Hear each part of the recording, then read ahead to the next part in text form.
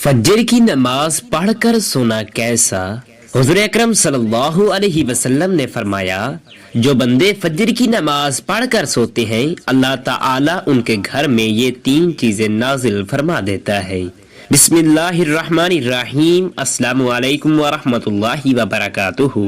मोहतरम नाज़रीन, हजरत आयशा सिद्दीक़ा रज़ियल्लाहु तआला अन्हा बयान फरमाती हैं कि मैंने हुजूर सल्लल्लाहु अलैहि वसल्लम को निस्फ शाबान की शब देखा। आप सजदे मुबारक की हालत में दुआ मांग रहे थे। बस जिब्राइल अलैहिस्सलाम नाजिल हुए और अर्ज किया कि अल्लाह ताला ने आपकी शफाअत पर आपकी 1/3 उम्मत की मग़फ़िरत फरमा दी है। बस हुजूर सल्लल्लाहु अलैहि वसल्लम मजीद इल्तिजा करते रहे, यहाँ तक कि जिब्राइल अलैहिस्सलाम फिर नाजिल हुए और अर्ज किया कि अल्लाह ताला ने आपको सलाम फरमाया है और इरशाद फरमाता है कि मैंने आपकी निस्फ उम्मत जहन्नम की आग से आज़ाद फरमा दी है। हुजूर सल्लल्लाहु अलैहि वसल्लम मजीद इल्तिजा करते रहे, यहाँ तक कि जिब्राइल अलैहिस्सलाम फिर नाजिल हुए और अर्ज किया कि बेशक अल्लाह ताला ने आपकी शफाअत पर आपकी तमाम उम्मत को जहन्नम की आग से आज़ाद फरमा दिया है, सिवाय ऐसे शख्स के जिसका किसी के साथ नाजायज झगड़ा हो, यहाँ तक कि वो उसे नाराजी ना कर ले। हुज़ूर अकरम सल्लल्लाहु अलैहि वसल्लम फिर इल्तिजा करते रहे, हत्ता कि जिब्राइल अलैहिस्सलाम फिर नाज़िल हुए और अर्ज किया, बेशक अल्लाह ताला ने उस बात का जिम्मा ले लिया है कि आपकी उम्मत में से जिस पर किसी का हक होगा अल्लाह ताला उसको अपने फजलो करम और अपनी रहमत से राजी फरमा देगा। चुनाचे हुज़ूर सल्लल्लाहु अलैहि वसल्लम इस बात से खुश हो गए। जब दूसरा शाबान आया तो हजरत आयशा सिद्दीक़ा रज़ियल्लाहु तआला अन्हा बयान फरमाती हैं कि जब निस्फ शाबान की शब होती तो नबी करीम सल्लल्लाहु अलैहि वसल्लम मेरे बिस्तर से निकल जाते।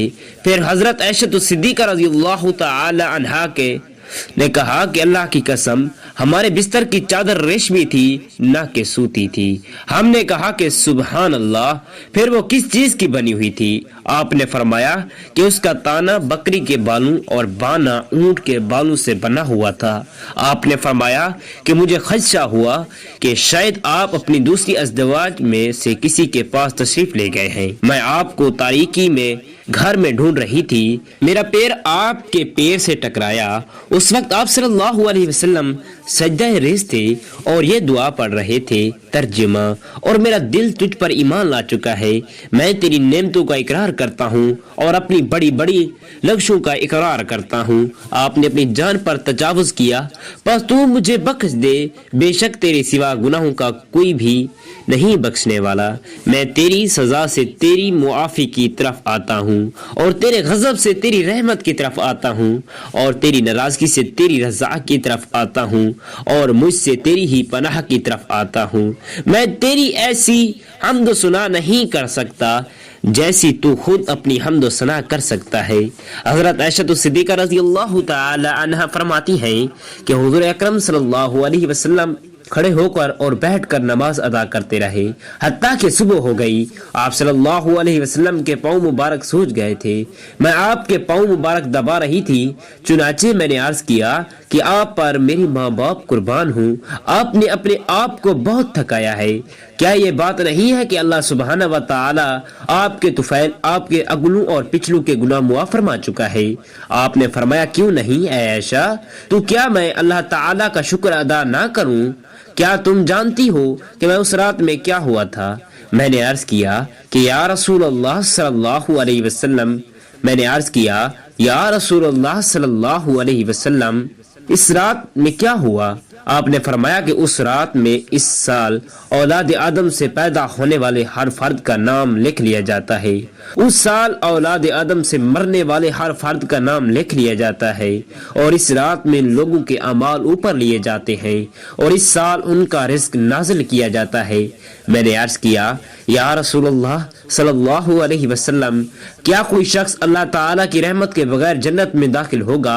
आपने फरमाया, कोई शख्स भी अल्लाह ताला की रहमत के बगैर जन्नत में दाखिल नहीं होगा। मैंने अर्ज किया या रसूलुल्लाह सल्लल्लाहु अलैहि वसल्लम, आप भी नहीं। आप सल्लल्लाहु अलैहि वसल्लम ने अपना हाथ सर पर रखकर 3 मरतबा फरमाया, मैं भी नहीं, मैं भी नहीं, सिवाय उसके कि अल्लाह ताला मुझे रहमत के साथ ढांप ले।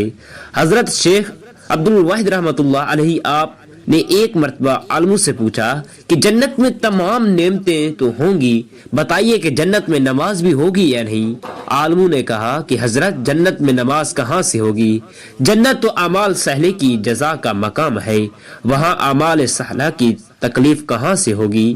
یہ سن کر شیخ عبد الوہد رحمۃ اللہ علیہ نے ایک سرد آہس کھینچی اور رونے لگے، پھر نہایت ہی حسرت کے ساتھ فرمایا کہ بغیر نماز کے جنت میں کس طرح چین نصیب ہوگا؟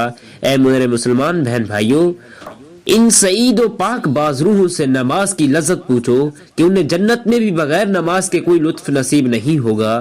امیر المومنین حضرت عثمان غنی رضی اللہ تعالی عنہ کو ارشاد ہے کہ نماز پنجگانہ کی پابندی کرنے والے کو 9 چیزیں انعام میں ملیں گی۔ اول، خداوند تعالی کو محبوب بنا لے گا۔ دوسرے، اس کو تندرستی عطا فرمائے گا۔ تیسرا، فرشتے اس کی حفاظت فرمائیں گے۔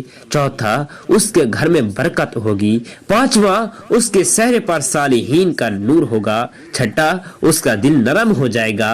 ساتواں، وہ پل صراط سے بجلی کی طرح گزرے گا۔ آٹھواں، جہنم سے نجات پائے گا۔ نواں، جنت میں اس کو ایسے لوگوں کا پڑوس نصیب ہوگا جن کی شان میں یعنی قیامت میں ان کو نہ کوئی خوف ہوگا، نہ غمگین ہوں گے، نہ سال کے دنوں میں اور راتوں میں 15ویں شعبان کی مقدس رات شب برات اور 15ویں رات برکتوں کا ہے۔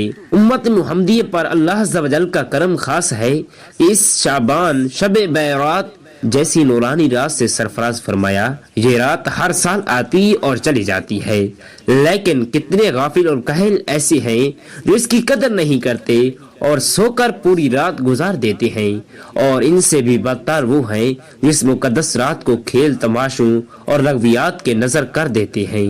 ہاں، بڑے خوش نصیب قسمت والے لوگ وہ ہیں جو اللہ کے اطاعت بندے، جو اس رحمت بھری اور نور و نحکت میں ڈوبی ہوئی شب کو قدرت و منزلت کی نگاہ سے دیکھتے ہیں اور اس میں اپنے مولا کریم کو یاد کرتے ہیں، اس کی مقدس اور رحمت بھری بارگاہ سے برکت و نور کی خیرات مانگتے اور اپنے گناہوں پر پشیمان و شرمندہ ہو کر توبہ و استغفار کرتے، اسے گزارتے، مساکین و غربا پر صدقات و خیرات بھی کرتے، آباء و اجداد کو تحائف سے بھی نوازتے اور ساتھ ہی شہر خاموش میں آرام کرنے والے مرحومین و متعلقین کو بھی نہیں بھولتے، ان کے لیے بھی فاتح و ایصال ثواب کا اہتمام کرتے۔ یقیناً زندوں کے ساتھ اس دنیا فانی سے کوچ کرنے والے ہمارے بھائی بھی ہمارے احسان و کرم اور امداد و نصرت کے مستحق ہیں، لہذا مبارک راتوں اور مقدس ایام میں ضرور انہیں بھی یاد کرنا چاہیے۔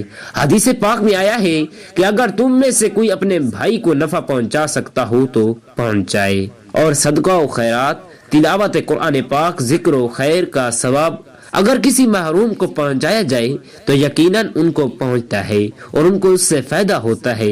اس پر حدیث کثیرہ شاہد ہے۔ امت مسلمہ میں کوئی بھی اس کا منکر نہیں، اور جو منکر ہے وہ یقیناً گمراہ اور مسلمانوں کا بدخواہ ہے۔ حدیث پاک سے یہ ثابت ہے کہ اس مبارک شب میں بنی کلب کی بکریوں کے بال سے زیادہ گناہگاروں کی اللہ تعالی بخشش فرماتا ہے۔ واضح رہے کہ بنی کلب عرب کا ایک قبیلہ تھا جہاں بکریاں زیادہ پائی جاتی تھی، لیکن متعدد روایات سے یہ بھی معلوم ہوتا ہے کہ مغفرت و رحمت کی اس مقدس رات میں چند ایسے بھی بدبخت ہیں جو بغیر توبہ معاف نہیں کیے جاتے اور وہ رحمت خداوندی سے محروم ہی رہتے ہیں۔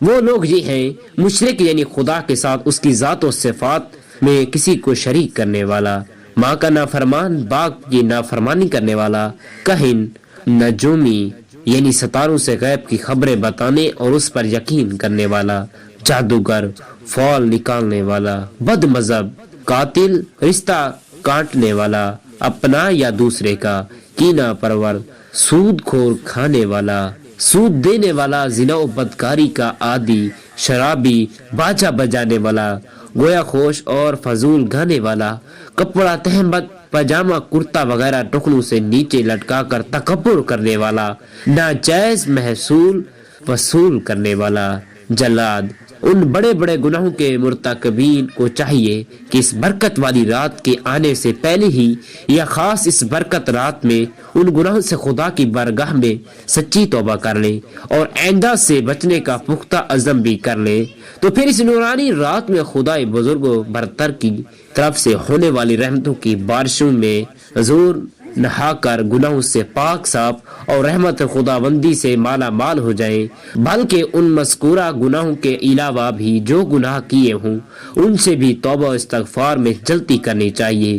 جو بے نمازی ہیں وہ توبہ کریں کہ اب آئندہ نمازیں ترک نہیں کریں گے، اور جو قضا ہو چکی ہیں ان کو جلد سے جلد ادا کرنے کا بھی عہد کریں، بلکہ اس بابرکت شب میں نوافل کے بجائے اپنی قضا نمازیں پڑھیں، کہ جب تک قضا نمازیں ادا نہ ہوں نفل قبول نہیں ہوتی۔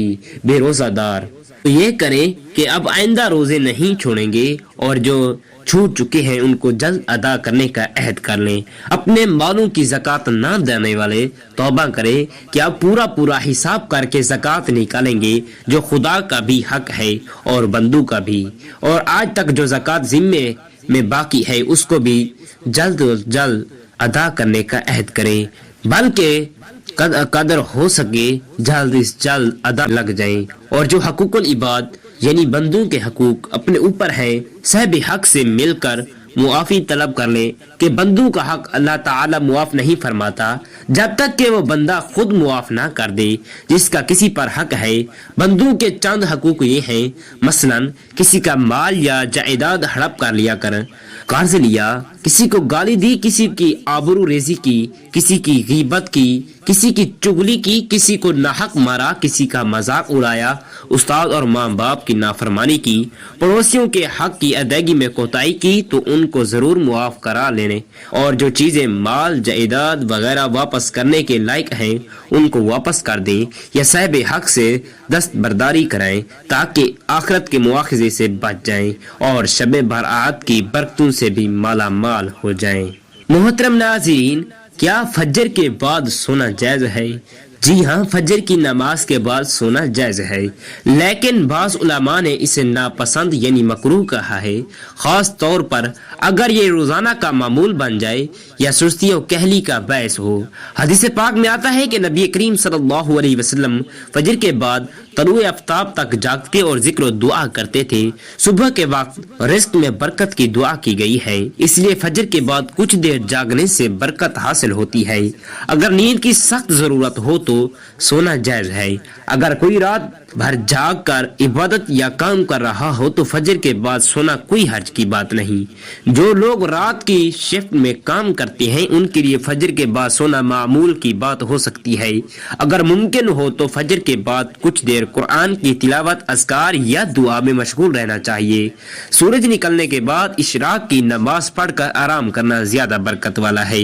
فجر کے بعد سونا حرام نہیں، لیکن اگر یہ سستی اور کہلی کا باعث بنے تو بہتر ہے کہ پہلے کچھ وقت عبادت میں گزارا جائے پھر سویا جائے۔ اللہ تعالیٰ سے دعا ہے کہ اللہ تعالیٰ ہمیں اس پر عمل کرنے کی توفیق عطا فرمائے۔ آمین ثم آمین۔ جزاک اللہ خیرا کثیرا۔